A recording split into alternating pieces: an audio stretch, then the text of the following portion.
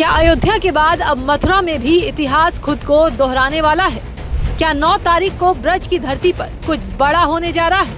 ये सवाल इसलिए उठ रहे हैं क्योंकि श्री कृष्ण जन्मभूमि मुक्ति आंदोलन को लेकर संतों ने एक ऐसा ऐलान कर दिया है जिसने पूरे देश की सियासत और सुरक्षा एजेंसियों को अलर्ट मोड पर ला दिया है। 9 अगस्त यानी क्रांति दिवस के दिन मथुरा में कार सेवा का आह्वान किया गया है और दावा है कि इस बार विवादित गुंबद को हटाने के लिए संत आर पार की लड़ाई के मूड में हैं। इस पूरे मामले की शुरुआत हुई चित्रगुप्त पीठाधीश्वर स्वामी सच्चिदानंद महाराज और अंतर्राष्ट्रीय कथावाचक ठाकुर देवकीनंदन महाराज की इस मुलाकात से। सच्चिदानंद महाराज ने देवकीनंदन ठाकुर से मुलाकात कर 9 अगस्त को होने वाली कार सेवा के लिए समर्थन मांगा और देखते ही देखते ठाकुर देवकीनंदन महाराज ने इस कार सेवा को अपना पूरा समर्थन दे दिया। संतों की रणनीति साफ है, गांव-गांव जाकर ब्रजवासियों, साधु संतों और धर्मगुरुओं को एकजुट किया जा रहा है ताकि 9 अगस्त को मथुरा में एक बड़ी क्रांति खड़ी की जा सके। अगस्त क्रांति का दिन एक ऐतिहासिक दिन बनने जा रहा है। मेरे प्यारे भक्तों, आप सबको आना है, सब मिलकर चलेंगे और भगवान श्री कृष्ण के भक्त अपना ये परिचय देते हुए जाएंगे। ये वो कार सेवा होगी। मैं आपसे इस बात का वादा करता हूं, चिंता मत करिएगा, एक गोली तो छोड़िए, एक लाठी भी नहीं चलेगी, क्योंकि उत्तर प्रदेश की शासन सत्ता पे जो विराजमान है वो एक संत विराजमान है, एक योगी विराजमान है। वो कभी भी कृष्ण भक्तों पर न लाठी चलवाएगा न गोली चलवाएगा। संतों के इस बड़े ऐलान के बाद मथुरा का माहौल गर्मा गया है। शाही ईदगाह मस्जिद कमेटी के सचिव और मुख्य पक्षकार तनवीर अहमद ने इस पर कड़ी आपत्ति जताई है। उनका कहना है कि जब मामला देश की सबसे बड़ी अदालतों में पेंडिंग है तो ऐसी बयानबाजी का कोई मतलब नहीं है। देखिए, जहां मामले न्यायालय में लंबित हों और न्यायालय पे सबको भरोसा है, संविधान पे भरोसा है, कानून पे भरोसा है।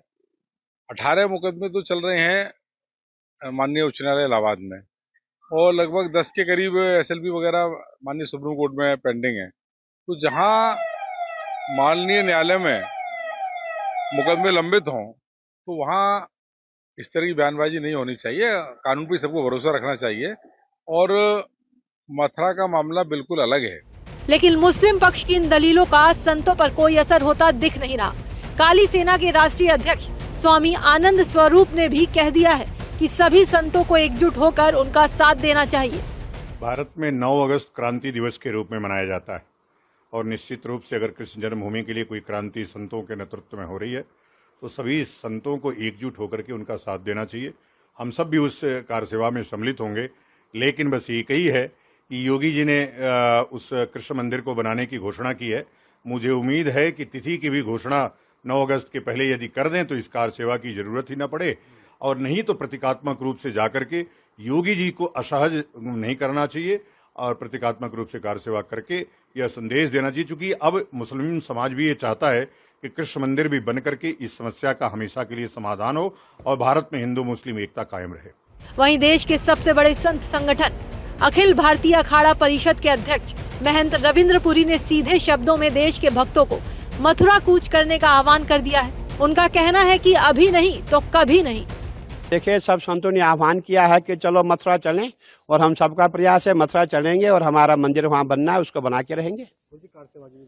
बिल्कुल सब सेवाएं होंगी, जो भी जितने साधु संत महात्मा, जैसे हमने अयोध्या में गए थे वैसे सभी संत महात्मा वहाँ जाएंगे, हमारे भक्तगण जाए, जितने भी आस्था रखते हैं सभी वहाँ पहुँचेंगे और सबकी एक ही डिमांड है कि हमारा मंदिर का निर्माण तुरंत हो जाए, क्योंकि अगर अभी नहीं फिर कभी नहीं।